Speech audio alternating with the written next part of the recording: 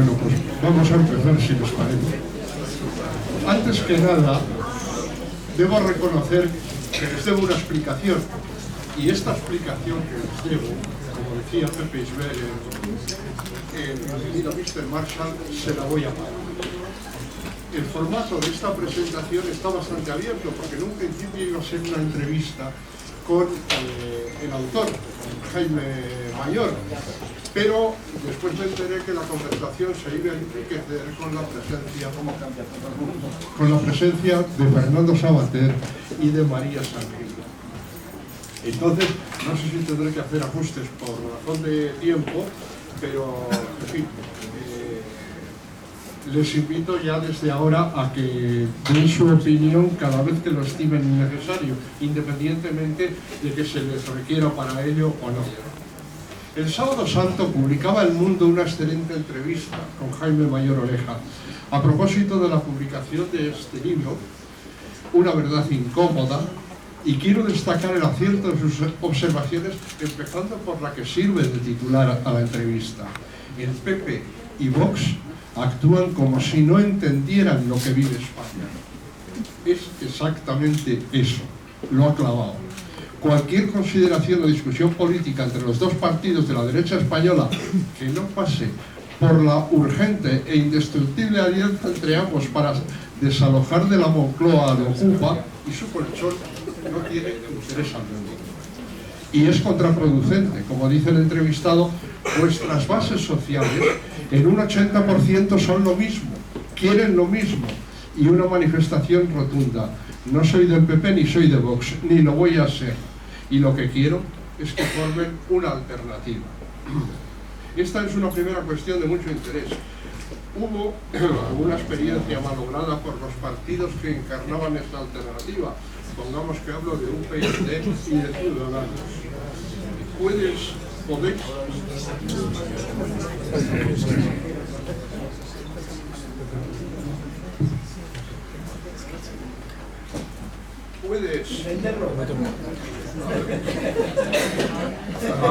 Ahora. ¿Podéis abundar un poco más en la necesidad de que los dos partidos de la derecha sumen esfuerzos para conseguir este objetivo? ¿Cómo recordáis vosotros estos años de plomo? Bueno, María no tenía edad, pero unos años más tarde vivió toda la experiencia de repente y en un grado de dramatismo máximo, empezando por el asesinato de Gregorio Ordóñez, sentado junto a ella en la cepa aquel día infausto.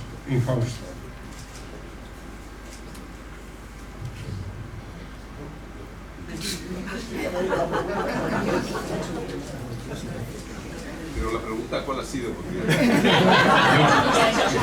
Bueno, vamos a ver. Bueno, primero, me vais a permitir primero que diga que siento... Ahora sí.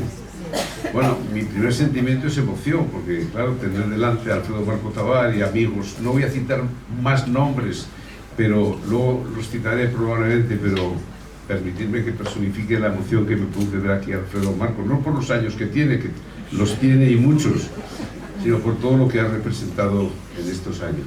Bueno, antes de lo que me preguntas, que lo voy a contestar rápidamente, lo que yo quiero con este libro es que se tome conciencia de lo que tenemos delante de nosotros, que no solamente es Sánchez, con una personalidad, me da igual el calificativo, atraviaria, una personalidad difícil de definir en términos psiquiátricos. Es que hay un proyecto y un proceso que está vivo desde hace 20 años, que es el proyecto que yo llamo de las izquierdas, esto es Zapatero, Sánchez, ETA, Bildu, Esquerra Republicana de Cataluña. Ese proceso se ha hecho gobierno desde el año 2018 y por eso es tan urgente la alternativa. No es una alternativa a Sánchez, no es una alternativa a un partido, es la alternativa a un proceso que se inicia en el año 2004, hace más de 20 años. Bueno, esto viene precedido, y luego ya tendremos ocasión de desarrollar más estas ideas, pero volviendo a tu pregunta, nosotros lo vivimos en la etapa de los años de plomo en la clandestinidad. La UCD de Guipúzcoa, Vizcaya y Álava, en el mes de mayo de 1980, una circular, el SUTIC, que utilizaban ellos, nos coloca en la diana. Antes mataban a policías, guardias civiles, a toda persona que tenía una relación con el régimen anterior, a militares, pero ya en octubre de aquel año ya empezamos a sentir que aquello era no una amenaza, era una realidad. Yo tengo un primer atentado en el mes de agosto de 1980, la providencia me ayuda y me salva, pero el 29 de septiembre de aquel año, ETA político-militar viene a Vitoria, encierra a la familia José Ignacio Ustaran. Yo ayer hablé con Charo Muelas, su viuda, porque fui a Sevilla a presentar el libro y le llamé, quise llamar. Matan a José Ignacio Ustaran y el 23 de octubre matan a Jaime Arrese y el 29 de octubre de aquel año matan a Juan de Dios Doval, es decir, los que van en la lista de la UCD y del Parlamento Vasco y al Congreso en el 1-2 y el 1-3 detrás mío. Entonces, aquellos años, sobre todo he de decir en Guipúzcoa, no hacíamos mítines. Los actos electorales se producían en casas de unas señoras para poder fundamentalmente apoyar la candidatura en su momento del año 79 de Marcelino Oreja. Cuando nos reuníamos en un pueblo que era Azcoitia, invitábamos a los de Eibar. Y si lo hacíamos con gente de Azcoitia, lo hacíamos en Eibar. Es decir, que incluso salíamos de dos en dos, cuando pensaba alguno que había gente debajo de esa casa siguiéndonos. Yo tuve ocasión de hablar con Mario Neindía en un viaje en el que sin duda hubo una reconciliación de verdad, porque con Mario se podía reconciliar uno. Es evidente que en aquel momento él me contaba lo que había sucedido entre el año 70 y el año 73, y yo le contaba lo que estaba pasando en la UCD, la clandestinidad en aquellos años. Aquellos fueron años de plomo. Yo cuando leo lo que he escrito a veces me asusto, es decir, pero ¿cómo he podido vivir estas situaciones? Pero eso es una verdad. Es verdad que luego llegaron los socialistas y cambió la situación, se acrecentó la moral de las fuerzas y cuerpos de seguridad del Estado. Barrio Nuevo se atrevió a coger algún megáfono en algún funeral de la Guardia Civil para animar y estimular, porque en los funerales nuestros el ministro de la UCD correspondiente era increpado muchas veces, pero por los nuestros, e insultado, y muchas veces tenían que salir escondidos los cadáveres de aquellos años, que fueron años de estricta clandestinidad. Bueno, no es casual que este libro que presentamos hoy arranque su relato en 1980, que fue el año más cruento de toda la historia del terrorismo vasco, con 98 asesinatos. Cuentas en los primeros compases una polémica parlamentaria que tuviste con el diputado de Euskadiko Ezkerra, Javier Olaverri. El general Sáenz de Santa María te había enseñado un zutic en el que ETA político-militar se jactaba de tener un partido político propio, que era Euskadiko Ezkerra. Mostraba al autor con toda justicia su perplejidad ante el hecho de que una banda terrorista se mostraba poseedora de un partido político y que aquella misma banda en aquel año atacaba a un partido UCD que evidentemente solo tenía votos. Se podrían sacar más conclusiones generales que afectan al nacionalismo en su conjunto, porque sin necesidad de blasonar ni de reivindicarlo, el PNV también tenía una banda terrorista propia. Todo el nacionalismo, incluido el que podríamos considerar incruento, el del PNV y su escisión, Eusko Alkartasuna, antes de que se asociara con el brazo político de ETA, se beneficiaba de un hecho criminal, la existencia de una organización terrorista que combatía a sus adversarios políticos matándoles en su nombre.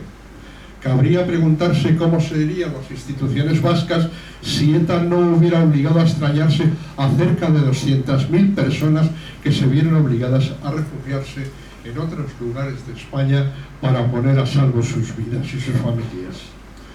En Euskadi había una banda terrorista que obligaba a ir con escoltas, pero a diferencia de cualquier otra banda terrorista, no obligaba a los miembros del gobierno a ir escoltados, sino justamente a los partidos de la oposición. Bueno, con respecto a los dos partidos de la derecha y su falta de entendimiento, es algo verdaderamente lamentable. El PP ha querido apartar a Vox y Vox parece tener como principal objetivo quitarle al PP el liderazgo de la derecha. Hay que decir, sin embargo, que Feijóo parece haber modulado su postura en sus declaraciones del sábado pasado. Los votantes de Vox y del PP han mandado un mensaje claro en los 3 comicios autonómicos celebrados en Extremadura, Aragón y Castilla y León. Lo contrario sería defraudar a la gente. Es una posición razonable que incluye la posibilidad incluso de gobiernos de coalición en las 3 autonomías. Lamentablemente, en Vox no se ha dado un giro parecido. Lejos de eso, Abascal ha llegado a reprochar al partido de Feijóo la división interna que padece Vox en una carta a la militancia. En la entrevista que citaba hace un momento en El Mundo, te mostrabas ajeno al PP, del que fuiste afiliado después de tu inicial militancia en UCD, y te declarabas igualmente ajeno a Vox. ¿En qué medida te supuso contradicción tu militancia en UCD con la práctica política del Partido Popular? ¿Y cómo lo resolviste? Bueno, hay muchas cuestiones, pero yo no vengo a hablar hoy de política de hoy. Yo vengo a hablar de lo que significa un testimonio, que es el significado del libro, ¿no? Vamos a pensar primero lo que hicimos en el País Vasco, que no hicieron en el resto de España.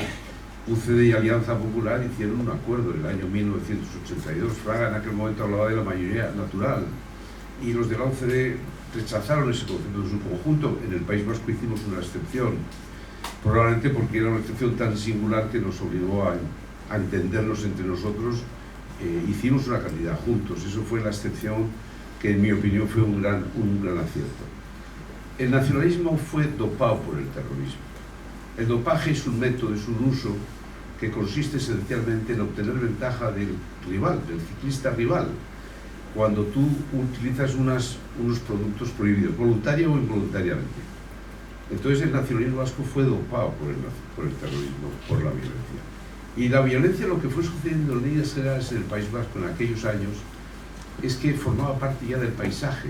Y entonces la violencia nos anestesió un poco a todos los vascos, salvo los que éramos víctimas próximas de una organización terrorista. Pero hubo un dopaje en el nacionalismo y una anestesia en el conjunto de la sociedad. Hoy también los escándalos nos están anestesiando en España. Es tal el cúmulo de ellos que el siguiente escándalo ha tapado el anterior. Y ya nos hemos olvidado del que había sucedido un mes antes, ¿no? Entonces eso es inquietante. España no puede ni anestesiarse en su momento por el crimen, como lo hizo en buena medida en el País Vasco, ni tampoco puede anestesiarse con el escándalo permanente, con la fractura de unas reglas propias de una democracia occidental. Este es el riesgo que tenemos hoy. Por eso, y yo ya no voy a hablar más de política, yo lo que digo simplemente es que los partidos políticos que no han estado en una especie de frente popular que han estructurado en estos años desde las izquierdas, y que va a llevar a ETA al gobierno del País Vasco y de Navarra, porque es la lógica del proceso, porque ETA ha ayudado como nadie a Sánchez, ha sido su principal aliado, ha sido parte esencial del gobierno de hoy, y lógicamente en reciprocidad, cuando corresponda, exigirán que tengan el mismo apoyo en el País Vasco por parte del Partido Socialista, porque forman parte de un frente que se ha instalado con especial singularidad en el País Vasco y en Cataluña. En definitiva, lo que hace falta es una alternativa a este proceso, no es una alternativa a Sánchez, es a un proceso que se ha hecho gobierno, que se hizo gobierno en 2018 con la moción de censura. No fue una moción de censura contra el Gürtel, fue la necesidad de que ese proceso que se había iniciado en 2004, que en 2018 se hiciera gobierno. Y exactamente desde el 2018 tenemos esto en el gobierno, Santiago. Ahora, lo demás, yo no quiero hablar más ni del PP ni de Vox, yo ya he dicho lo que tenía que decir. tiene que pensar en el momento tan difícil que está viviendo y que va a vivir España, porque ese Frente Popular que hoy nos gobierna se va a actualizar si pierde el poder. Y se va a actualizar en el País Vasco, en Navarra y en Cataluña, porque es poderoso. Y porque fundamentalmente lo que va a tratar es de decir, la ultraderecha ha ganado en España, y la ultraderecha gana en España, haga lo que haga el PP, porque será una fórmula PP-Vox, en coalición parlamentaria, en coalición de gobierno, en lo que sea, pero el grito será no pasará. Nos tenemos que actualizar y vamos a esperar que ese gobierno sea un gobierno etéreo, que dure poco tiempo. Nos van a electar los españoles pronto y no romperán la asociación actual.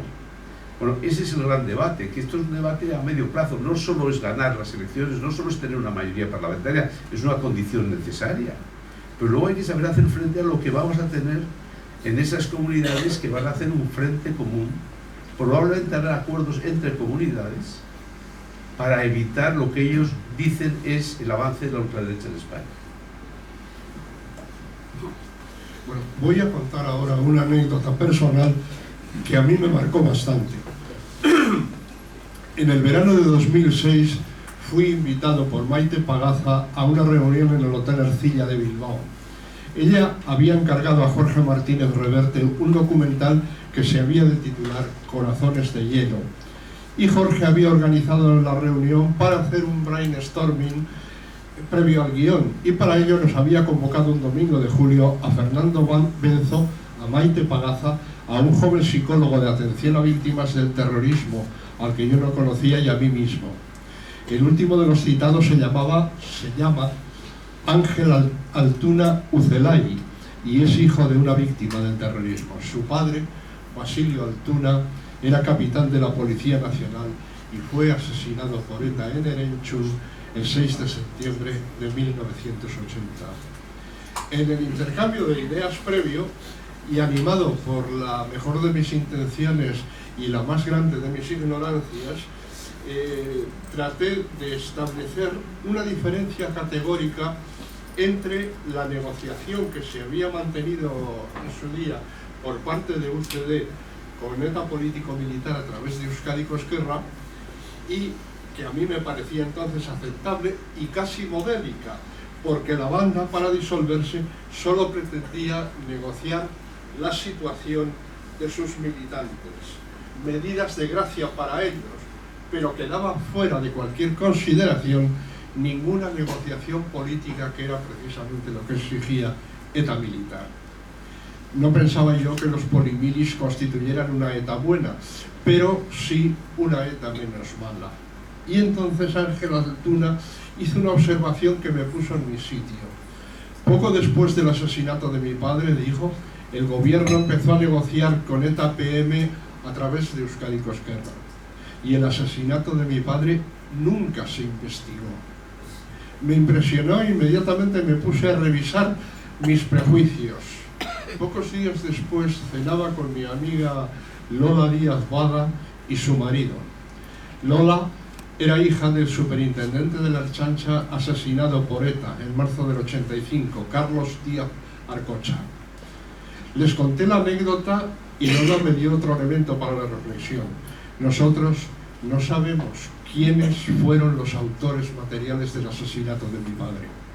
Entonces recordé el final del Halcón Maltés, cuando Sam Spade entrega a la policía a la asesina de su socio, que es una mujer de la que tal vez se ha enamorado, y ante la incredulidad de ella, que ve cómo se la entrega a la policía, le dice: si matan a un miembro de una sociedad de detectives, es mal negocio dejar que el asesino escape. Es el peor negocio para todos los detectives del mundo.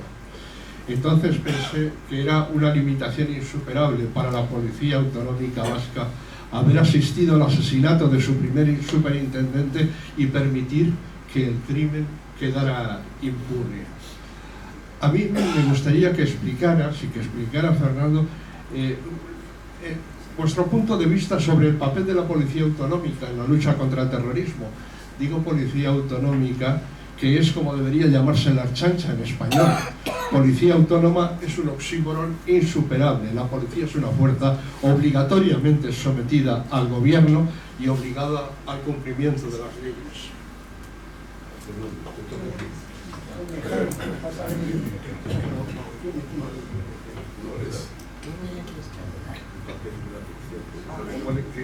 El papel de la policía autonómica. Bueno, buenas tardes. Sí, gracias por permitirme aquí estar con todos ustedes.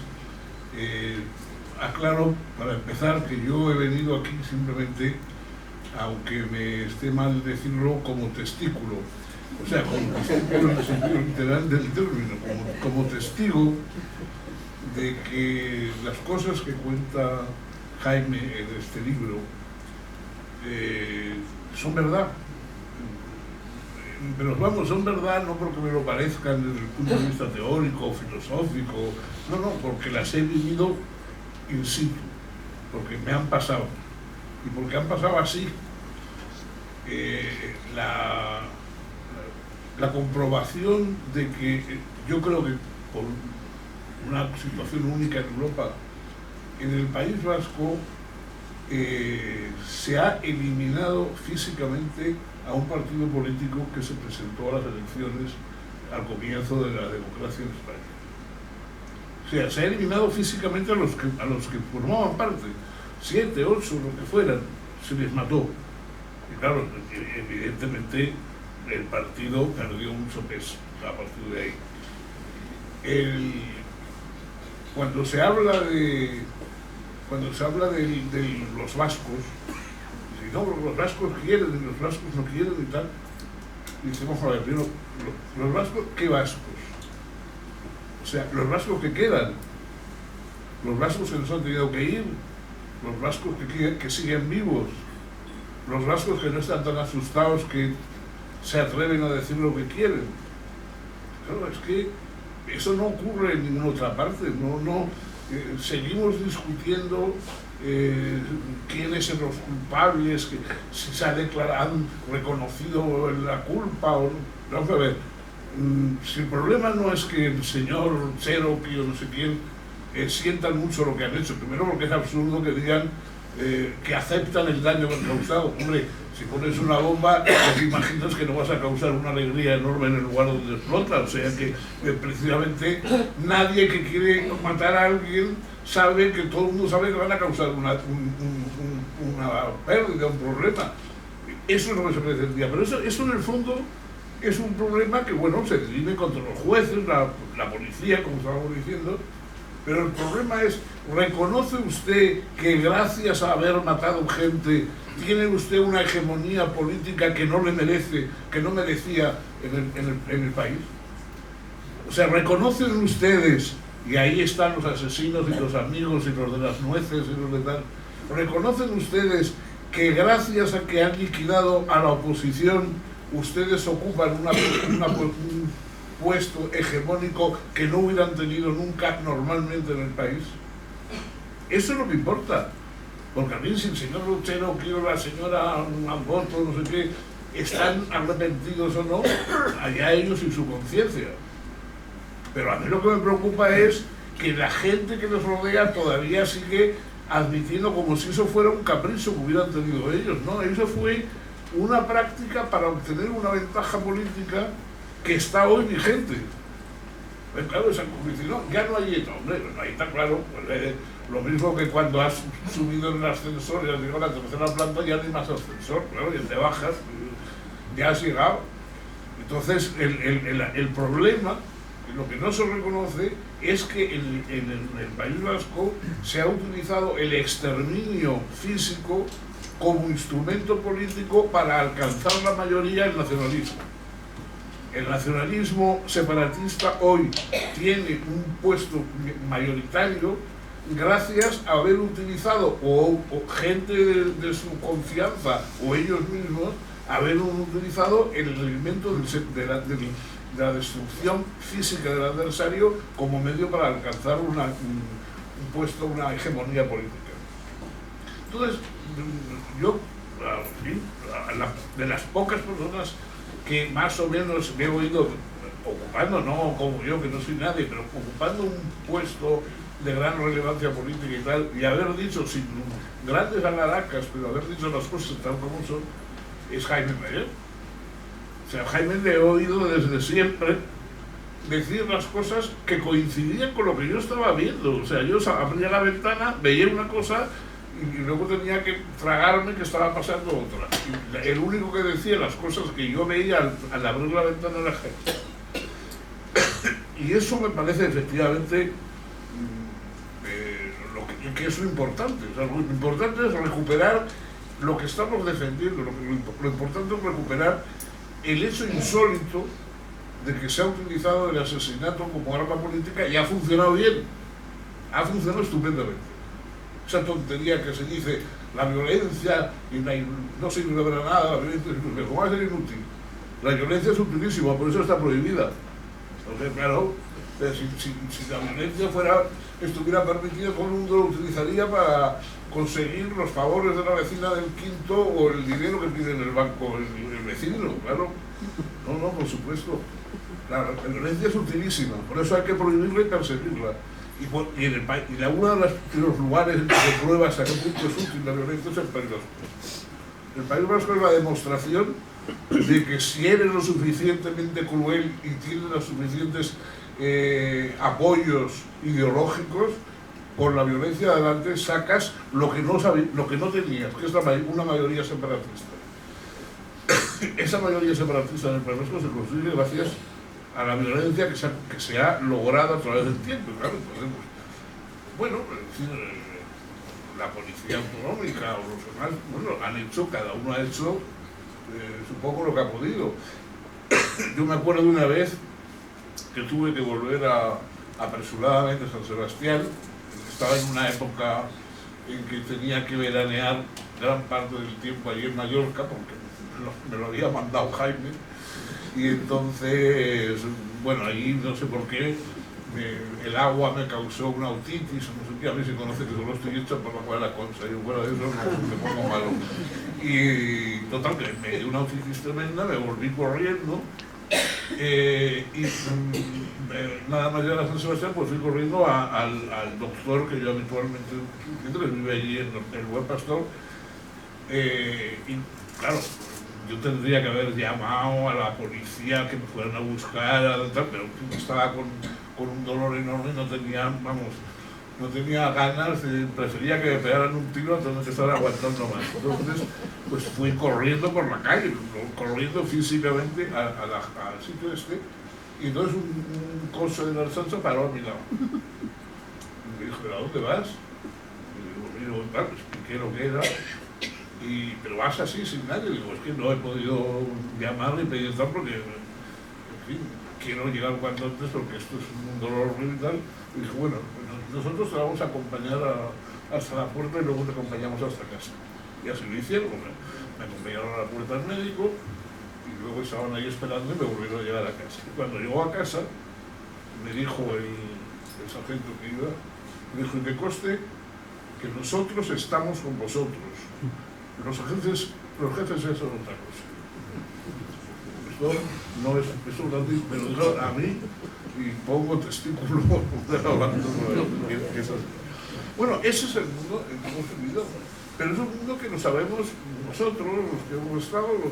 Ahora ya parece aburrido repetirlo, ya todo se ha acabado, pero claro, todo ha acabado porque estamos viviendo los efectos de lo que ha pasado.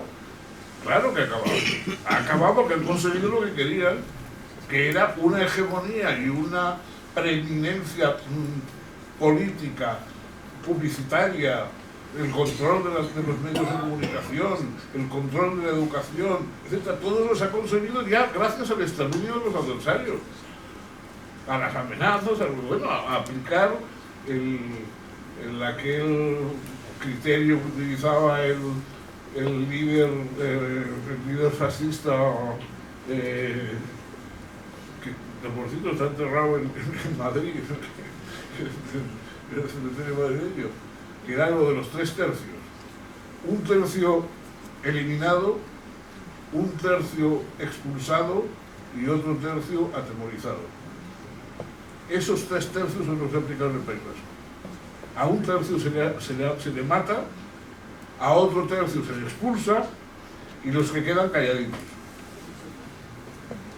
Y eso es lo que hay, pero eso es mucho más importante que se arrepienta fulanito, que se arrepienta menganito, ¿no? Que se arrepienta quien sea. Los que no se arrepienten son los que están disfrutando de los beneficios que se han producido de esa manera.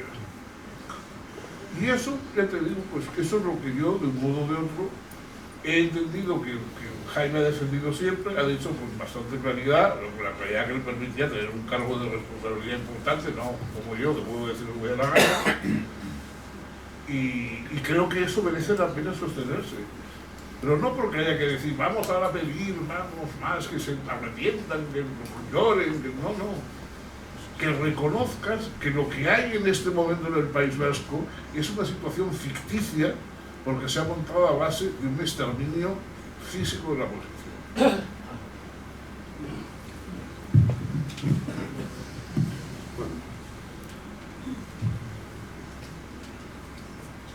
Bueno, si yo le he ayudado algo a Fernando, él me ha ayudado también en muchas ocasiones, porque no hay nada como un intelectual, hombre de cultura y que se atreve a decir las cosas con claridad. Bueno, y una de las razones por las que yo dije no a este libro en 2014 es porque yo creo que el tiempo es necesario para entender bien lo que uno vive. Y yo lo he empezado a escribir en el 2025, 10 años después de la primera oferta del libro. Y entonces entiendes mejor lo que ha explicado bien Fernando, que viene a significar, porque se puede explicar todo lo que ha sucedido sobre 2 ideas muy básicas. Primero, en estos años, me estoy refiriendo a los últimos años, desde el año 96, cuando entramos nosotros en el gobierno, se producen 2 miedos. Un miedo sobre nuestro miedo, pero el PNV tuvo pánico cuando vio el significado de Ermua, de la movilización de los vascos, de los castellanos, de los andaluces, de los madrileños, diciendo basta ya, en la expresión que utilizó Fernando y Rosa Díez en aquel movimiento ejemplar que pusieron en marcha. Pero tuvieron miedo, tuvieron pánico, y entonces se abrazaron a ETA en septiembre de 1998 en el acuerdo de Estella. Tuvieron miedo porque pensaron que eso podía ser no solo el final de ETA, sino que podía ser el final del nacionalismo. Y por eso se movilizaron. Y en el año 2001, cuando el Partido Popular obtuvo mayoría absoluta, surgió otro miedo en el Partido Socialista, en el actual Partido Socialista, que pensó que aquella mayoría absoluta del PP ya no era aceptable. Y cuando nos presentamos en aquel 2001, Nicolás Redondo y yo, con el apoyo de Fernando Savater en el Cursal, también pensaron, ¿y si ganan estos? ¿Y si gana el PP porque estábamos a la cabeza de aquella fórmula? Les entró el pánico y dijeron, a partir del 2004, hay que entenderse con ETA en un mal llamado proceso de paz. El proceso de paz no es más que paz para la sociedad, poder para los terroristas. Y eso significó que se asoció el crimen del pasado reciente con la mentira del actual presente. Y cuando se asocia el crimen a la mentira del presente y fundamentalmente el crimen del pasado es una asociación muy poderosa. Bueno, y eso ha significado que haya habido, para determinar este periodo, en la explicación 10 años después de lo que ha existido, 3 treguas que yo califiqué tregua trampa. La primera, la que abrazó ETA al PNV el año 97, se abrazaron, y la tregua era lo de menos. Lo importante era la causa. La causa es que abrazaron la autodeterminación como objetivo. Y lo hicieron las estructuras del PNV de Álava, de Guipúzcoa, de Vizcaya, de Navarra y la nacional, como ellos, o la regional, como ellos llaman. Y eso significó esencialmente que esa tregua trampa lo que hizo es que el Partido Nacionalista Vasco abrazara ya la autodeterminación. La segunda tregua, la primera nos dio un cese indefinido, la segunda tregua llegó en Cataluña en el 2004, en el acuerdo de Perpiñán. ETA, por primera vez, de forma inédita, salta a Cataluña y les dice a los de Esquerra Republicana de Cataluña: una tregua para Cataluña. Ese era el efecto, la causa, que Esquerra Republicana de Cataluña a partir de ese momento se suma a la autodeterminación. Y la tercera tregua es la que Zapatero y ETA hacen a partir de 2004. No pactan la autodeterminación, pactan un proceso que ETA sabe al final va a producir una metamorfosis del Partido Socialista y que a partir de la cual van a llegar a alcanzar el poder, que es lo que ya busca ETA desde esas 3 treguas trampas. Esa es la historia de estos años: 2 miedos, 3 treguas que han significado que en estos momentos ETA fundamentalmente se ha ido blanqueando. Se blanqueó en Estella, se blanqueó en Cataluña y se blanqueó definitivamente en el año 2004 con el proceso. Eso significó que en 2011, por cierto, un mes antes de las elecciones generales de noviembre, ETA definitivamente terminará, cese y definitivo, pero con un precio. El proceso les encamina hacia la autodeterminación, hacia el poder, que es lo que esencialmente quieren. Sí, decías hace un momento, Jaime, el miedo que invadió a los nacionalistas viendo la reacción que había en Nerva. Yo tengo además la expresión concreta de Carlos Garay-Coetxea aquel sábado 12 de julio en que las calles de Bilbao fueron, fueron una manifestación gigantesca pidiendo Miguel Ángel libertad, Miguel Ángel libertad. Y entonces él dijo: si no nos espabilamos, aquí se va a desatar una marea españolista que nos va a barrer a todos. Exactamente esa era la expresión de ese miedo, ¿no? Y quiero decir algo también con respecto a lo que decía Fernando Savater, que hay entre Jaime Mayor, el autor del libro, John Juaristi, que ha escrito un magnífico epílogo, y yo mismo, una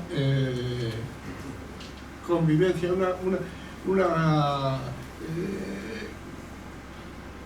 en fin, una igualdad generacional, porque los 3 somos coetáneos. Estábamos a punto de cumplir 18 años aquel verano de 1968, cuando ETA, en fin, hizo su bautismo de sangre, cuando Xavi Etxebarrieta e Iñaki Sarasqueta asesinaron al guardia civil José Antonio Pardines. Savater, que era un poquito mayor que nosotros, estaba a punto de cumplir 21, pero los 4 estábamos estrenando juventud en un año que fue clave en el asunto que nos ocupa, 1968. En mayo de aquel año, una desconocida organización terrorista, entonces para mí llamada ETA, interrumpió la 15ª etapa de la Vuelta Ciclista a España con un artefacto explosivo entre Vitoria y Pamplona. Faltaba menos de un mes para el bautismo de sangre, porque el 7 de junio el guardia civil de tráfico José Antonio Pardines Arcay para en Villabona a un SEAT Coupé 850 en el que viajaban 2 jóvenes, Xavi Etxebarrieta Ortiz e Iñaki Sarasqueta Ibáñez. Les pide la documentación y cuando se agacha para ver si corresponden con los datos del vehículo, los terroristas disparan sus armas contra él. A Xavi Etxebarrieta lo mató la Guardia Civil en un enfrentamiento que tuvieron en las afueras de Tolosa, y Iñaki Sarasqueta fue detenido en la iglesia de Regil, donde se había refugiado. Pero ETA tardó menos de 2 meses en vengar lo que ellos llamaban el asesinato de Xavi Etxebarrieta, que fue el asesinato en su casa de Irún del comisario de la Brigada Político-Social Melitón Manzanas González. Allí empezó todo. John Juaristi escribió en el libro Melancólico 30 o 35 páginas memorables contando todo este proceso. Y estos hechos fueron los que dieron lugar 2 años después al proceso de Burgos, uno de los acontecimientos políticos más relevantes en España en las postrimerías del franquismo. 3 años más y se producía el asesinato de Carrero Blanco. 2 años más y la muerte de Franco. Todo lo ocurrido sucede en el plazo de 7 años. Finalmente hay un salto en aquel verano del 68 al año negro 1980 y otro de 1980 a aquel momento de la esperanza que fue para tantos, para mí entre ellos, el encuentro en el Cursal, aquel acuerdo entre Jaime Mayor y Nicolás Redondo con la presencia, dando fe y bendiciendo todo aquello de Fernando Savater. Si quisierais exponer brevemente vuestro punto de vista sobre este momento. ETA en los libros aparece que nació en 1959 y aparece como una escisión del PNV. El grupo EGI de los jóvenes del PNV son los que dicen que crean ETA. También esa teoría que tiene nuestro amigo John Juaristi dice que participó activamente una de las ramas disidentes del carlismo y el tradicionalismo bajo la figura de Carlos Hugo, y que ellos también tuvieron una participación relevante en aquel origen. Pero ETA realmente nace, como muy bien dice Santiago, en el año 68, 69, 70. Se ha hecho un relato, es decir, una media verdad, es decir, la peor de las mentiras, porque es verosímil, pero realmente cuando se exacerba esta situación, cuando esas ascuas de una hoguera mal encendida, probablemente de la Guerra Civil Española, cuando otra vez adquieren ya la hoguera como forma principal. Eso no se produce en los 50, se produce a los finales de los 60. Sarasqueta es compañero mío de colegio, es el primer chico que asesina a un guardia civil a Pardines. Es Colegio Marianista de San Sebastián, 2 años mayor que yo.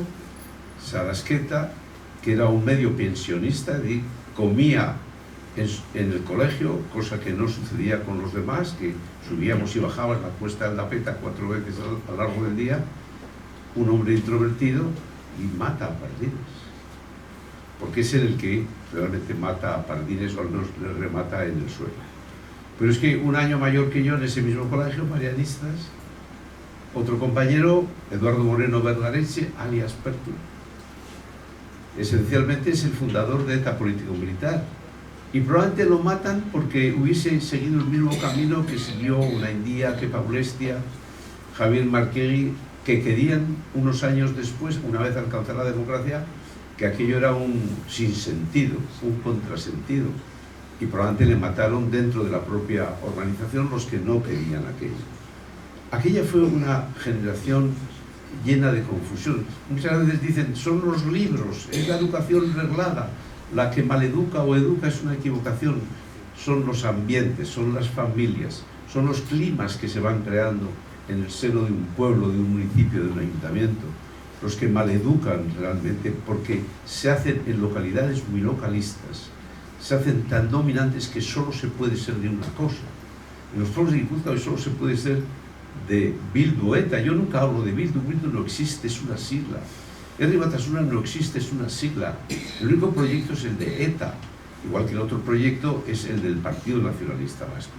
Pero lo que quiero decir es que lo que se ha producido es una situación tan confusa.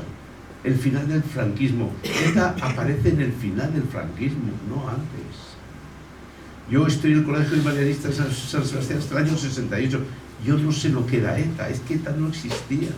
Casi no sé lo que es el nacionalismo. No teníamos, los que vivíamos en San Sebastián, una sensación de una represión como se ha contado y ha cuajado. No era así. En el pueblo donde yo veraneaba siempre, que era Villafranca de Oria, hoy Ordizia, donde matan a Yoyes, pero allí nace una persona como Goiburu Mendizábal, que es de ETA político-militar, que funda ETA político-militar en Villafranca, que yo tuve mucha ocasión, porque era uno de los reinsertados con Juan José Rosón, y que era hijo de un tradicionalista, hijo de un concejal del pueblo de Villafranca, y era un hombre que esencialmente era un tradicionalista, como estaban en los ayuntamientos la mayoría de Franco, pero que eran unas personas absolutamente normales. Tenía una carnicería, pero nada más. Y su hijo se hizo de ETA porque tenía que hacer más méritos que los hijos de los nacionalistas, y por eso se hizo de ETA político-militar.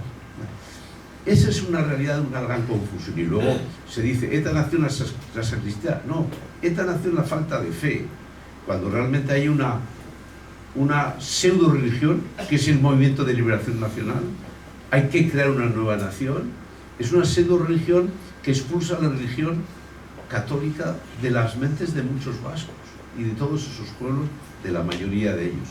Entonces lo que significa es que en aquella confusión del mayo del 68, del movimiento cultural, de las empresas donde ya estaban funcionando lógicamente los sindicatos, al final lo que se va produciendo es un ambiente que evidentemente hace que haya una gran secularización, dejan de ser sacerdotes, y hay algunas parroquias o algunas sacristías donde realmente se hace también ETA, pero es porque han dejado de creer esos mismos sacerdotes. Entonces lo que hay es un conjunto tan convulso, tan confuso, que hace que una generación tenga la tragedia de legitimar el terrorismo, como lo hizo buena parte de la mía. Bueno, quería decir que Una verdad incómoda es un libro que lleva en el título una verdad doble y cristalina, porque cuenta toda la verdad sobre una sociedad envilecida y agarrotada por el miedo.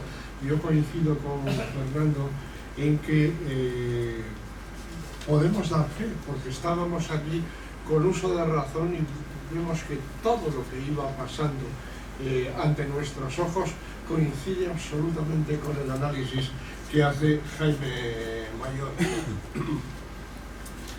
Hay una cosa que sí quería preguntarte, y es que yo que he vivido todo lo que Jaime cuenta en estas páginas, puedo dar fe de que todo es verdad y en los mismos términos en que lo cuenta el autor. Hay una salvedad, quizá por sus creencias cristianas, en parte por su bonomía, no hace sangre en asuntos que tal vez lo merecieran. Mi amigo Luis Aguirón me motejó de felipista melancólico, expresión que tenía alguna gracia y que además respondía bastante a la realidad, pero yo empecé a dejar de ser felipista de forma radical hace 40 años, cuando Felipe González salvó un incumplimiento suyo obligándonos a votar en el referéndum de la OTAN. Y dejé de serlo definitivamente el 19 de abril de 1995, cuando ETA trató de asesinar mediante coche bomba al entonces líder de la oposición, José María Aznar, que salvó la vida gracias al blindaje de su coche, y Felipe González no le llamó a la clínica Ruber, donde le tuvieron en observación durante el resto del día. A mí me gustaría que explicaras este incidente, porque me da la impresión de que en el libro lo tratas con mirada benevolente. No es mi intención.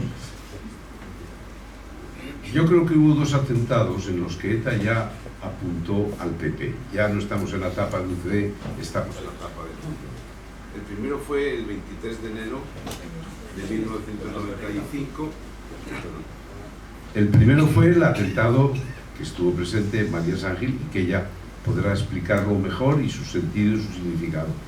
Pero yo creo que Gregorio Ordóñez molestaba, perturbaba. Era un personaje que estaba fuera de guión. Probablemente el que estaba más fuera de guión de todos nosotros. Y de la misma manera que a Buesa le matan años después por su firmeza, a Gregorio Ordóñez le matan porque perturba y molesta el conjunto del movimiento nacionalista. Aquel día, cuando matan a Gregorio Ordóñez, un amigo mío, buen amigo mío, que había sido portavoz del gobierno Ardanza, Eugenio Ibarzábal, compañero mío de colegio de marianistas, con el que yo iba desde el colegio de Aldapeta hasta nuestras casas. Yo me paraba en la calle Oquendo 2, que era el límite del bulevar, y en cambio Eugenio iba a la calle Narrica, que era la parte vieja de San Sebastián. Él era de familia nacionalista, y Eugenio Ibarzábal y yo éramos compañeros de colegio. Y por cierto, he de decir una cosa, lo digo también porque las cosas como son. Monseñor Setién me dice a mí, Eugenio, porque él tiene una recuperación de su fe, y el otro determinado me dice, se lo debo a Monseñor Setién, cosa que para mí me parece impensable, pero lo tengo que decir. Es decir, Eugenio recuperó la fe por Monseñor Setién, lo digo para que al final también sepamos, aunque hagamos un mínimo discernimiento. Bueno, Eugenio Ibarzábal está tan impresionado del asesinato de Gregorio Ordóñez, que me manda en un tarjetón como este una carta y me dice lo siguiente: Jaime, ETA ha decidido ya acabar con vosotros, van a por vosotros, no sé a quién o a quiénes, pero van a por vosotros. Y luego me dijo una cosa como recomendación: el grupo El Carri, que presidía Joran Fernández, que hizo el cambio también del trazado de la autovía de Izaraldi, pero que estaba por un proceso negociado con ETA. Es evidente que había organizado unas conferencias y me dijo Eugenio, oye, no estaría de más que tú te pasaras por la conferencia. Yo creo que para preservar la salud de un amigo suyo. Yo recuerdo que cogí la tarjeta y le fui a ver al presidente Aznar en aquel momento, que era líder de la oposición. Le llevé en mano la tarjeta y le dije, mira, no sé a quién o a quiénes. Él dice que él creyó que era yo, pero yo creí que era él, porque ETA siempre ha actuado sobre los sucesores.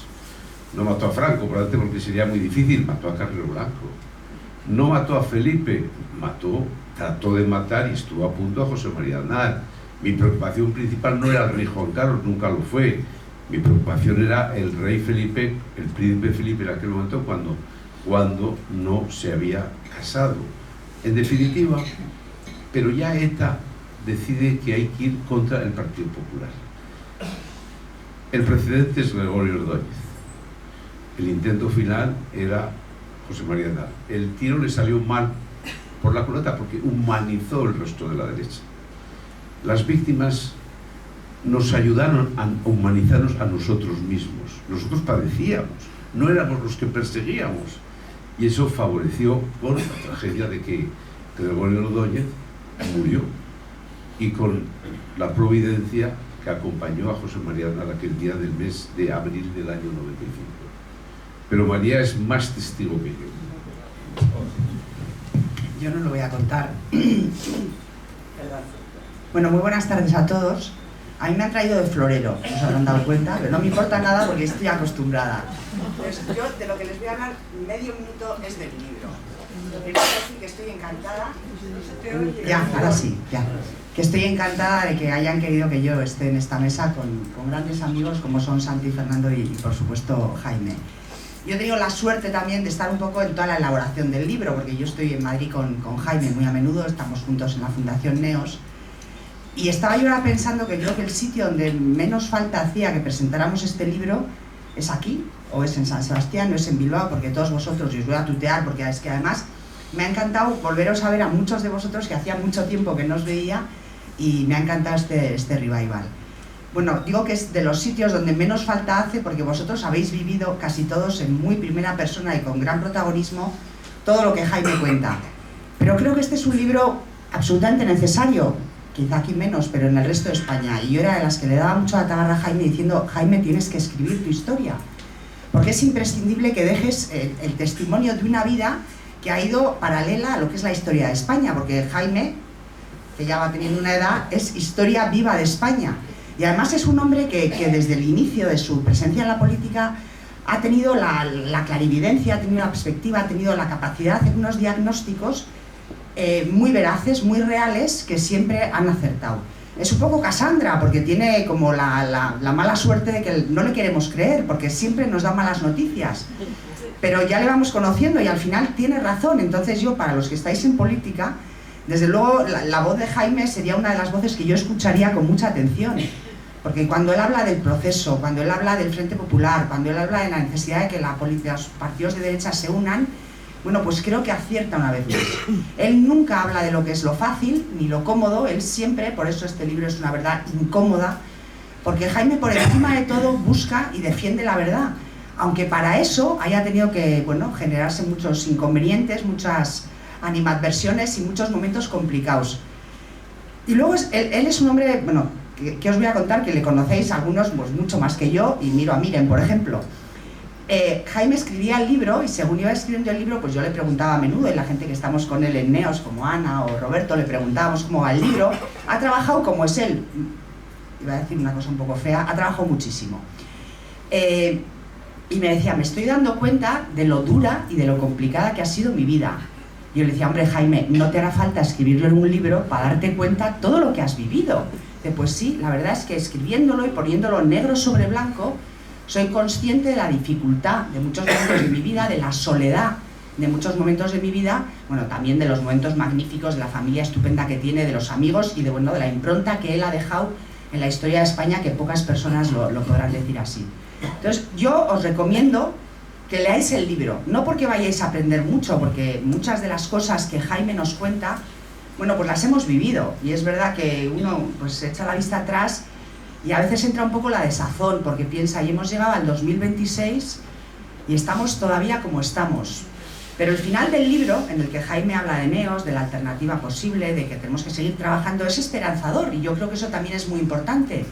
Y que nos vayamos de este acto con la esperanza de saber que nos queda mucho, que tenemos que seguir trabajando, que la presencia de ETA es una presencia constante y presente y van a estar en el gobierno, que el nacionalismo sigue siendo una fuerza política y arrolladora que nos lleva a todos por delante, pero que tenemos la responsabilidad y la obligación de que las siguientes generaciones, nuestros hijos y nuestros nietos, ya hablamos de nietos, bueno, pues vivan en una sociedad donde la libertad y la convivencia sean tónicas habituales, y que no por pensar distinto, ya no nos matan, gracias a Dios, pero nos marginan y nos dan de lado, y somos los parias de esta sociedad porque no formamos parte de lo políticamente correcto.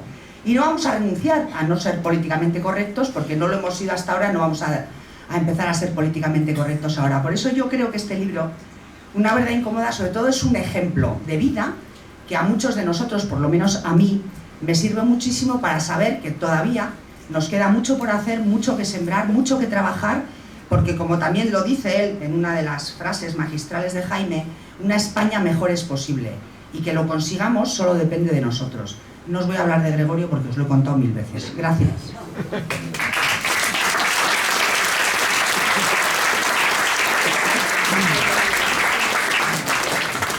No quería María hablar de Gregorio Ordóñez, pero su asesinato es uno de esos momentos interpelantes, un hecho fundante del actual estado de las cosas.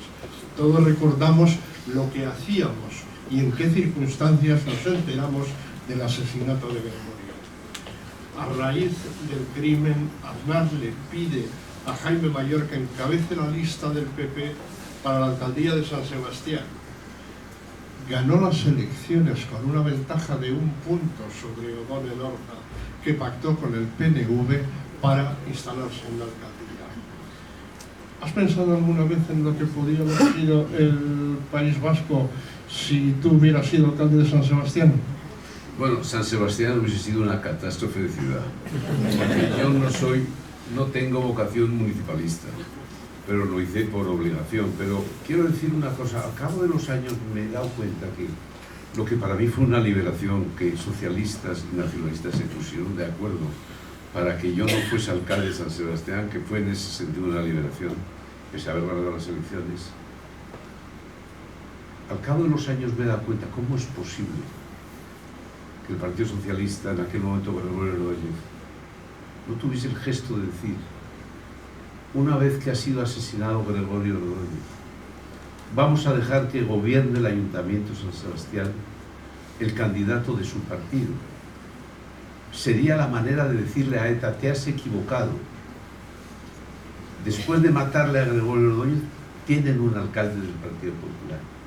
Y te das cuenta de la mezquindad, o te das cuenta de la incapacidad de ver la política en una perspectiva distinta de las siglas de los partidos. Entonces, yo en aquel momento, insisto y reitero, yo creo que si hubiese sido alcalde de San Sebastián no hubiese cambiado nada. Creo que cambié más siendo ministro del Interior en el año 96. Y creo que no hubiese sido ningún revulsivo singular. Fue una oportunidad perdida para la democracia. No para que hacer mi alcalde, sino era para premiar a la víctima Gregorio Ordóñez del 23 de enero de 1995. Sí, es en estos años, desde 1996 hasta 2001, cuando Jaime Mayor Oreja es nombrado ministro del Interior por José María Aznar. Y en estos 5 años, en el ministerio, le sorprendieron hechos verdaderamente extraordinarios, como la liberación de Ortega Lara tras 532 días de secuestro en aquel zulo de Mondragón, aquello que anunció un caracterizado portavoz de Herri Batasuna, Florena Oiz, diciendo que después de la borrachera viene la resaca, y la resaca fue el asesinato de Miguel Ángel Blanco. Además, le pilla de ministro del Interior la tregua de ETA y el pacto de Lizarra, la ruptura de la tregua y la vuelta al crimen en aquel mes de enero del año 2000. También vivió el pacto de Estella y el pacto con ETA que deslegitimó al PNV y a EA y reveló la falacia del nacionalismo moderado. Aquellos años acreditaron a Jaime Mayor como el mejor ministro que ha tenido España, seguido, diría yo, por José Luis Corcuera. Imaginar ahora que Corcuera dimitió porque el Tribunal Constitucional puso reparos a su ley de seguridad ciudadana y él, como garante de la constitucionalidad de la ley, había prometido dimitir si el Constitucional lo sancionaba, y así lo hizo. En alguna ocasión, y lo ha hecho ahora hace un momento María, se te ha calificado de Casandra, que era hija de 2 dioses, que fue distinguida por Apolo con el don de la profecía. Claro, Apolo, que era un dios además muy relevante, trató con ello de en fin, conseguir los favores de Casandra, detrás de la cual iba, pero Casandra no estaba por la labor, al parecer, y esto le planteó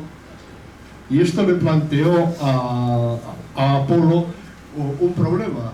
Un dios no puede desdecirse de sus dones, de sus promesas, y por lo tanto no le podía retirar el don de la profecía, pero la castigó con que sus profecías no fueran creídas por nadie. Y así pasó. Ella había hecho algunas tan relevantes como el rapto de Helena por París, la guerra de Troya y su resultado, y el caballo de madera en cuyo interior se escondieron los soldados griegos para asaltar la plaza desde dentro. Me parece afortunada la comparación. No recuerdo un augurio tuyo que no se haya cumplido, pero casi nadie ha querido atenderlos. Y yo voy a citar dos casos que me parece. Uno, has hablado tú de él de pasada, que es lo de la tregua trampa. Calificaste de tregua trampa el alto al fuego de ETA en septiembre de 1998, lo que te valió las descalificaciones de todos los portavoces del nacionalismo que te acusaban de no haberte enterado de la gestación de la tregua, algo que por otra parte ellos te habían ocultado minuciosamente. La propia ETA admitía en Gara el 30 de abril de 2001: Euskaditas Katasuna, estoy leyendo textualmente, entiende que el ministro del Interior, Jaime Mayor Oreja, sí efectuó una lectura correcta de la misma al acuñar el concepto de tregua trampa. Por supuesto, era un instrumento dirigido contra los gobiernos francés y español y en la misma medida una trampa para la estrategia de sumisión a España que habían desarrollado hasta entonces el PNV y Eusko Alkartasuna.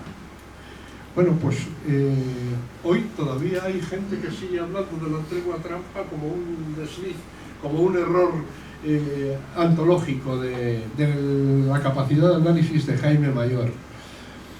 Y no hay un proceso de paz auténtico, sino que se está en un proceso de construcción nacional. Es una caracterización muy precisa. y exacta. Pachi López, ese intelectual alternativo que ejerce de portavoz socialista del Congreso, dijo: ¿podrán de una puñetera vez alegrarse de que hemos acabado con ETA? Hombre, la única que tiene motivos para alegrarse es Sony Parraguirre, Amboto, y sus compañeros de juerga. Bueno, la única no, o sea, una de las que más motivos tiene para celebrar. La derrota de ETA, no hay tal.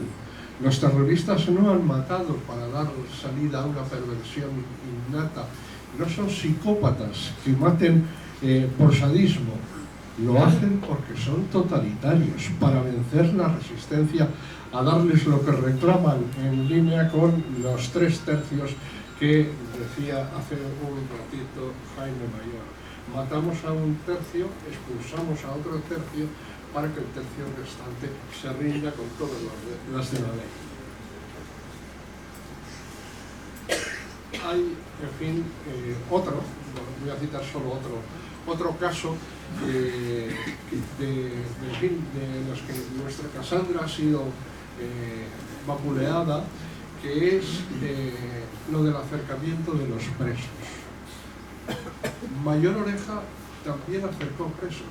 Esta es una frase que se repite una y otra vez, o sea, yo la he oído decenas de veces a toda clase de gentes, y muy principalmente, aunque no solo, a dirigentes políticos del nacionalismo y de la izquierda, tertulianos, columnistas, periodistas consagrados de la radio y la televisión, en fin, hasta alguna gente relevante del PP. Este es un ejemplo de una forma de argumentar que ha alcanzado mucho predicamento en la España de hoy y que voy a tratar de desmontar brevemente. Acercar o alejarlos presos es irrelevante, y yo no creo que las víctimas deban decidir la política penitenciaria, porque esa es una responsabilidad del gobierno y constituye una herramienta más de su política. En segundo lugar, porque es una medida reversible. No se trata de excarcelaciones ni de la libertad condicional que estamos viendo en tantos casos ahora mismo. Si el acercamiento no produce los efectos deseados, siempre se puede volver a la situación anterior y mandarlos al salto del negro o más allá si pudiera ser. Si el acercamiento de los presos fuera negativo, el Mayor Oreja también acercó presos, es absolutamente inaceptable. Es deber de todo gobernante aprender de los errores de quienes le precedieron y corregirlos. Y es verdad que Mayor Oreja acercó presos. No se dice que el gobierno de Aznar recibió 2 mandatos del Congreso de los Diputados que se lo exigió por unanimidad durante la tregua de Estella. El primero fue el 10 de noviembre de 1998, apenas 2 meses después de declarada la tregua, y fue por una iniciativa parlamentaria de Izquierda Unida que defendió Rosa Aguilar. Después de ese pleno, entre noviembre y diciembre, el Ministerio acercó presos, una parte significativa de los cuales cumplían condena en Canarias y Ceuta y Melilla, y fueron trasladados a cárceles andaluzas, en Puerto de Santa María, Algeciras y Almería. Creo que algunos también a Sevilla. El PNV y EA presentaron otra iniciativa con el apoyo del PSOE reclamando más acercamientos. El pleno tuvo lugar el 15 de junio de 1999, a instancias del PNV y EA, como digo, y apoyada por el PSOE, que opinaban que el gobierno no se había mostrado suficientemente diligente en la materia. Finalmente, Instituciones Penitenciarias, siendo ministro del Interior Jaime Mayor, movió 105 reclusos etarras. Eso lo hice en septiembre de 1999. Y es preciso hacer notar que cuando se produjeron esos traslados, ETA ya había decidido romper la tregua y se lo había comunicado al PNV y a EA entre junio y julio. Lo anunció en noviembre y en enero volvió a matar al teniente coronel Blanco. No sé si queréis comentar algo al respecto. Bueno, primero, yo, como me conocen muchos, yo estoy lleno de limitaciones, con lo cual parece que yo soy un sabio. No, estoy lleno de limitaciones de la A a la Z. Lo único que ha sucedido es que cuando yo entré en el gobierno en 96, yo ya había aprendido una lección. lo que era ETA. Y había aprendido que no es solo una organización terrorista, es un proyecto político y cultural que representa no al País Vasco, no el peor País Vasco, no, representa la peor de las Españas, la España de los garrotazos de Goya, la España cainita, la España de las cunetas. Bueno, ETA fue un residuo de lo que significó la confrontación entre españoles. Y eso es exactamente lo que yo había aprendido, con lo cual yo, en el momento de entrar al gobierno, solo sabía una cosa, la ley, toda la ley y nada más que la ley. Y un señor socialista, yo recuerdo, con el que me reunía con Javier Pradera, me reunía con Rubio Llorente, que fue presidente del Consejo de Estado, y era una referencia intelectual en la izquierda española, también con Querejeta y también con Clemente Auger, nos reunía cada mes o cada mes y medio. Yo también tuve la suerte de entender y comprender lo que era ETA. Entonces, el año 96 yo solo sabía eso. Y por eso yo expliqué que solo había que la ley, solo la ley, nada más que la ley. Pero es que yo ya en el año 97 y el año 98 tuve dos conversaciones que para mí fueron claves para entender lo que llamaban algunos el proceso de paz. Uno, Christopher Mitchell, vino a verme en mi despacho para decirme lo que era un proceso de paz. Y me lo explicó muy claramente. Representaba a la Fundación Carter y me pedía que abriésemos un proceso de estas características. Y él me lo explicó como dos montañeros que están en la base de una montaña, pero que se matan entre sí y son incapaces de ascender a la cumbre de la paz. El mediador internacional se acerca al primer montañero y le dice: coloque usted la mano izquierda en esta piedra, la mano derecha en esta otra, el pie allí y el pie allá, y quédese quieto. Irán al montañero número 2, esos mediadores internacionales, y le dirán exactamente los movimientos que tienen que hacer. Y en 3 o 4 movimientos, sin darse cuenta ni ellos ni la sociedad, alcanzarán la cumbre de la paz. Y yo recuerdo que en aquel momento al señor Mitchell le dije que era un gran experto en resolución de conflictos. Bueno, pero yo, además de con la paz, ¿con qué me voy a encontrar en la cúspide de la montaña? Yo me encuentro con España o con la autodeterminación de los pueblos de España. Y me dice: eso no tiene respuesta. Yo solo le aseguro la paz. Lo que no le aseguro es el final en términos políticos territoriales de España. Y yo le dije: ha sido un placer haberle conocido, le he escuchado con enorme atención, pero no, muchas gracias. Y eso fue en julio del 97. Pero es que en enero del 98, cuando estábamos en plena escalada de los asesinatos de los concejales del Partido Popular, en Irún habían matado en diciembre a José Luis Caso, en enero habían matado a Irún Tagoyena, me vino a ver un representante de una comunidad próxima a la iglesia, la comunidad San Egidio. Y la comunidad San Egidio esencialmente era una comunidad próxima a la iglesia católica, que me pidieron una conversación a través de Marcelino Oreja, que les dio el teléfono.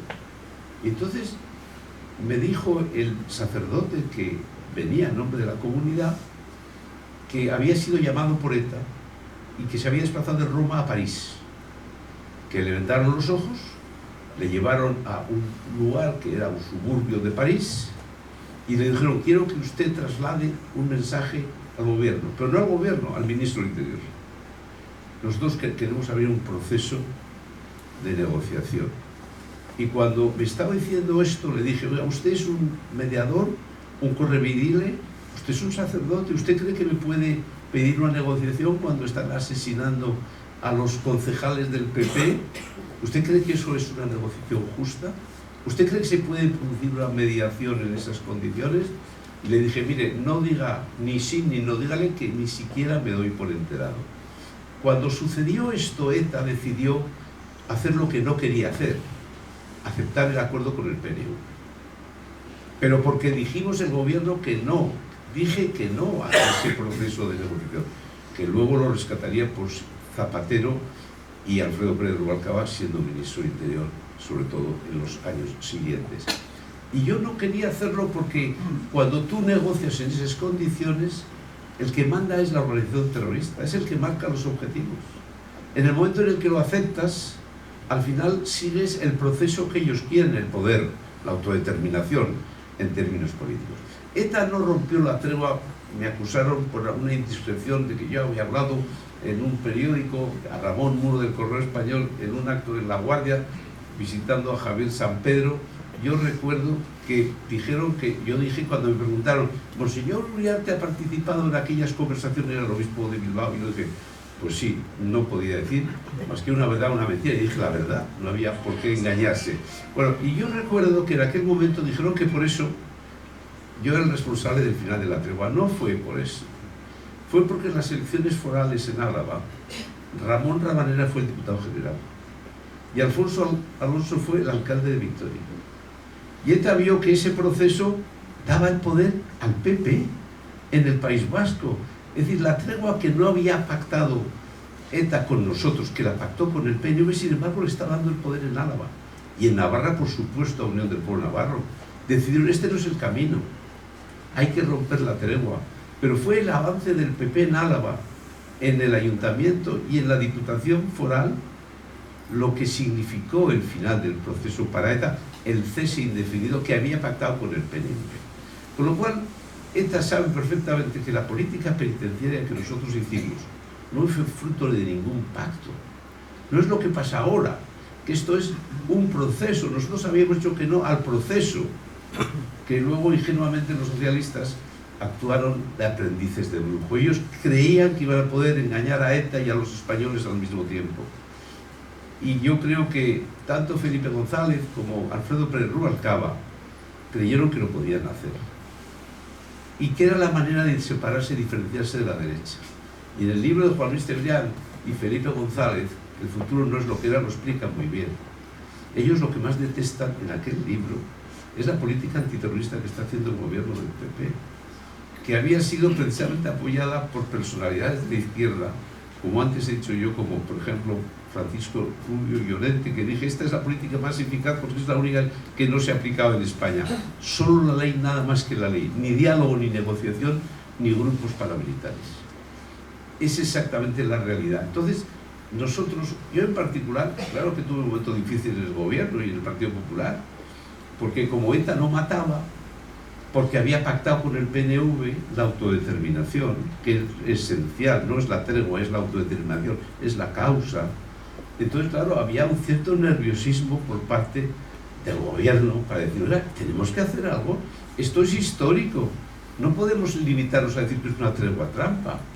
Y entonces yo recuerdo que me pidió el presidente que le hiciera una pequeña lista con los miembros de ETA que se podían acercar en un plan de acercamiento. Yo le llevé un informe de 68 miembros, 68. Llegué allí y me encontré que, como estaban en la reunión, los tres que habían hablado con ETA en las conversaciones con R. Batasuna primero y con ETA después, me encontré con que uno de ellos, ahora se puede decir, ha muerto, Pedro Arriola, que era el sociólogo de turno. El sociólogo no los detesto cuando matan, cuando mandan en la política. Cuando la sociología manda en la política, yo detesto a los sociólogos. Entonces, ellos me presentó un plan alternativo de aproximación de 505 presos, de toda la organización. Como yo ya había escuchado al experto de mediador de conflictos, yo ya supe que eso era lo que quería alguien dentro del gobierno o dentro del partido, es hacer un mal llamado proceso de paz. En definitiva, una negociación con ETA. Y entonces yo tuve un gran debate en el seno, en la Moncloa, con Pedro Arriola. El presidente del gobierno no dijo nada durante la reunión, solo discutimos acaloradamente los dos y al final me dijo, bueno, Jaime, ya he entendido las dos posiciones. Y dijo, yo no voy a hacer nada en contra del criterio del ministro del Interior, pero mañana vuélveme a ver antes del Consejo de Ministros y dime si mantienes la posición que has mantenido hoy. Y fui al día siguiente y le dije, presidente, yo no quiero que mi tozudez supuesta te lleve a un conflicto, con lo cual tú puedes hacer esto que te dicen siempre y cuando encuentres otro ministro del Interior para hacerlo. Y entonces me interrumpió y me dijo, ya he dicho que no voy a hacer nada en contra de lo que significa tu posición y tu criterio. Pero por favor, acércame a 102, a un poco más de un centenar, para que aparezca un gesto que nosotros evaluamos, valoramos positivamente la teoría. Es exactamente la historia. Y esa es la historia que luego me han echado en cara diciendo que nosotros hemos hecho la misma política que los socialistas. Es una falsedad. No es lo mismo un acercamiento de presos como fruto de un proceso, de una negociación, que hacerlo como lo hicimos nosotros. Pero, y termino, yo había aprendido dos cosas antes de ser ministro del Interior, uno con Javier Arzayus y otro con Felipe González.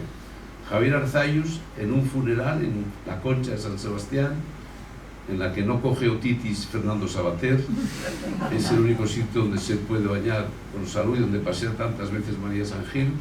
Yo recuerdo que se acercó a mí, yo no era ministro, pero él le habían comunicado ya, supongo que a Aznar, que yo iba a ser ministro del Interior. Y me dijo: Jaime, no te equivoques nunca. España nunca es ni será una nación como Francia, Gran Bretaña, ni siquiera como Italia, mucho menos Alemania.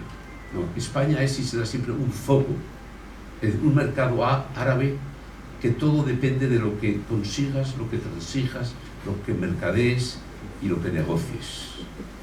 Y ya tomé nota de lo que Arzayus, en el fondo, iba a pretender siempre. Y luego la otra conversación fue con el mi ministro Belloc, con Felipe González, él de recadista y González de emisor. De parte, primero me dijo: Jaime, estoy feliz de que tú seas el ministro del Interior. Él creía que iba a ser Álvarez Cascos y no le gustaba nada Álvarez Cascos. Y me dijo: estoy encantado que seas el ministro del Interior tú. Pero te voy a dar un mensaje de Felipe González. Me dice lo siguiente: ETA está a punto de ser ya disuelta. Yo tengo dos negociadores. Uno, Pérez Esquivel, premio Nobel argentino, un cantamañanas, que está negociando con la organización.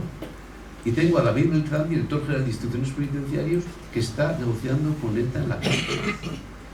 Y me dice que eso ya está a punto de resolución definitiva. Lo único que te pedimos es luz verde. Y yo le dije: yo no soy nadie, no soy ni ministro, me pueden cesar antes de ser nombrado. Yo no te puedo dar luz verde.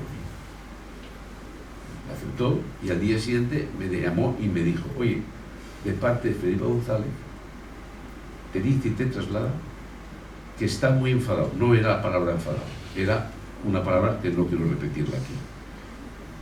Y quiero que sepas que él disuelva las dos mesas y allá os apañéis vosotros.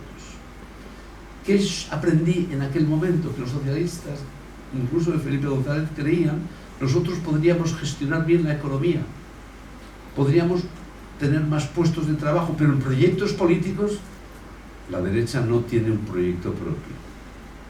La derecha solo puede hacer el nuestro. Para que podamos repetir siempre, ustedes hacen lo mismo que las izquierdas en el gobierno. Hacías hace un momento una afirmación que está perfectamente explicada en el libro, y que es que la estrategia que impusiste en la lucha contra el terrorismo pasaba por aplicar la ley, toda la ley, pero nada más que la ley. Y esto me parece una cuestión muy relevante, porque yo recuerdo haber leído en El País una tribuna de José Ramón Recalde, que después he intentado buscarla, pero no he conseguido encontrarla, en la que sostenía la necesidad del cumplimiento de la ley y decía que los gobiernos podían tener dos tentaciones: la de saltarse la ley por encima de la mesa, es decir, mediante la negociación, o saltársela por debajo mediante la violencia, mediante la conculcación de esa misma ley. Hay que decir, después de esto, que el PSOE lo intentó de las dos maneras, pero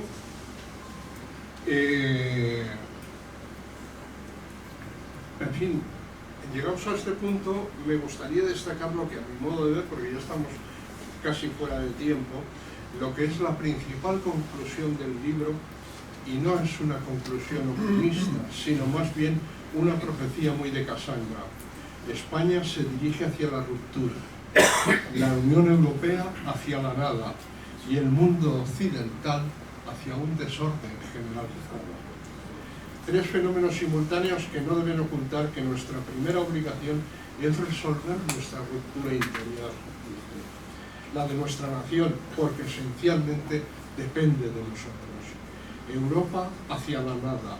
Baste contemplar la criminalización de Israel por toda Europa, muy singularmente en España, cuando Israel es el único muro de contención frente a la voracidad islamista. Si cae Israel, caerá inmediatamente toda Europa a continuación. Por si esto fuera poco, la reivindicación de los socios de Sánchez de sacar a España de la OTAN, OTAN no, bases fuera, está a punto de ser conseguida por Donald Trump, que amenaza con excluirnos de la OTAN y desmantelar las bases de Estados Unidos en España. No hay mucho más que decir, por lo tanto. Bueno, primero, yo, como he oído el nombre de José Ramón Recalde, miembro al principio del Partido Comunista, luego fue consejero del gobierno por el Partido Socialista, un hombre ejemplar en sus convicciones. Aquella librería que fue asaltada tantas y tantas veces en la parte vieja de San Sebastián, en la Plaza de la Constitución. Y yo, ya sabéis que José Ramón Recalde tuvo en mi etapa un disparo en la mandíbula y que tuvo el milagro con él porque tenía un empaste de plata o de no sé qué aleación que le evitó la muerte. José Ramón Recalde era íntimo amigo de Javier Pradera, los dos desaparecidos. Y yo fui a verles en el hospital Nuestra Señora de Aránzazu y me acuerdo que con gestos José Ramón Recalde me dijo que mirase a Javier Pradera. Javier Pradera había recibido un papel de José Ramón Recalde diciendo quién había sido la persona que le había querido matar. Y por eso no puedo dejar de hacer un homenaje a José Ramón Recalde y al significado de su valor y su coraje, hasta el punto de que vivió de un milagro, porque es muy difícil que en esas circunstancias pudiese haber sobrevivido. Bueno, yo termino un poco, pero yo no quiero ser Casandra estrictamente, pero yo no puedo decir que yo creo, dejar de decir que vivimos el final de una etapa de Occidente. ¿Eso va a ser el final de Occidente? No, pero es el final de una etapa. Las diferencias tan enormes entre Estados Unidos y los países europeos confirman que estamos en el final de una etapa. Ahora, no voy a pronosticar eso que va a significar, pero tenemos que tomar conciencia que vivimos en la etapa del desorden mundial, occidental, de una Europa que es trampista y antitrampista, pero evidentemente eso es la irrelevancia. El problema no es Trump ni deja de ser Trump, es nuestra falta de cohesión entre europeos, que nos hemos olvidado de lo que significa Europa y lo que significó en el año 48 el nacimiento de la Comunidad Europea, porque sobre todo hemos perdido referencias permanentes. Es una cultura de la comodidad que se ha instalado, hemos dejado de creer, y por esto es una crisis que no es política ni económica, es una crisis de fundamentos, de virtudes y de mandamientos. Yo siempre digo que en Europa, y yo creo que en general en Occidente, hay que vivir como si Dios existiera, aunque no seas creyente. Y por eso nació Neos. Neos nació como una alternativa cultural sobre los fundamentos cristianos, abierto a creyentes y a no creyentes, pero que creamos en nuestros fundamentos cristianos como hay que creer en el derecho romano o en la filosofía griega. Eso es Europa. Si Europa pierde el sentido de la trascendencia, dejará de ser Europa.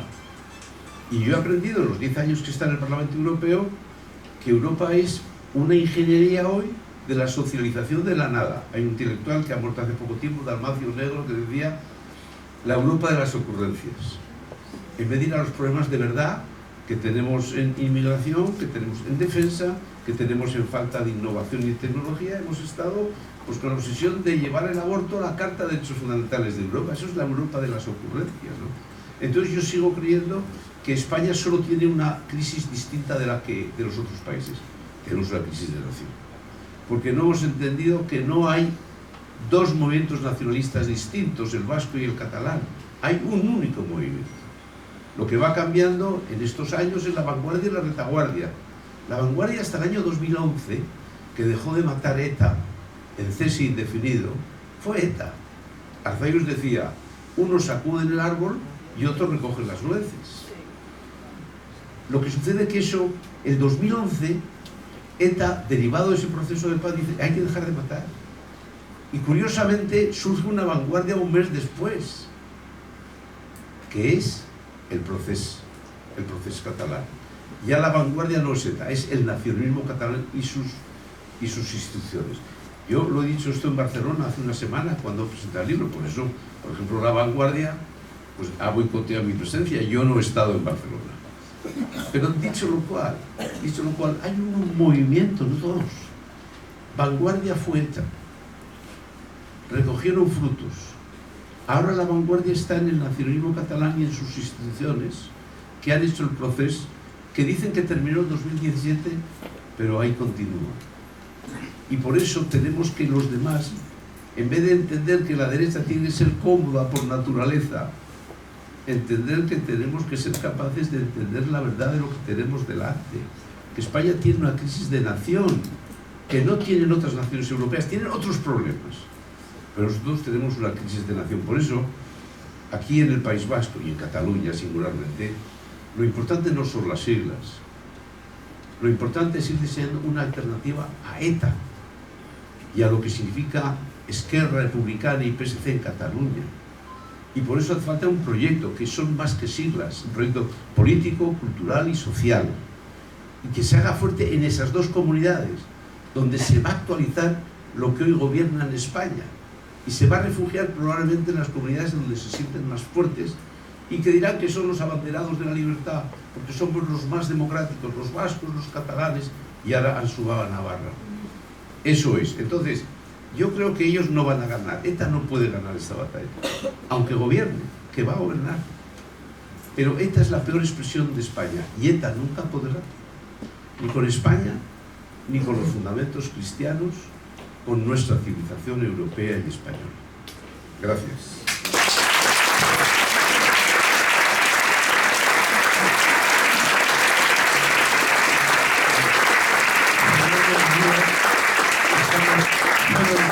¿Queréis decir unas palabras finales?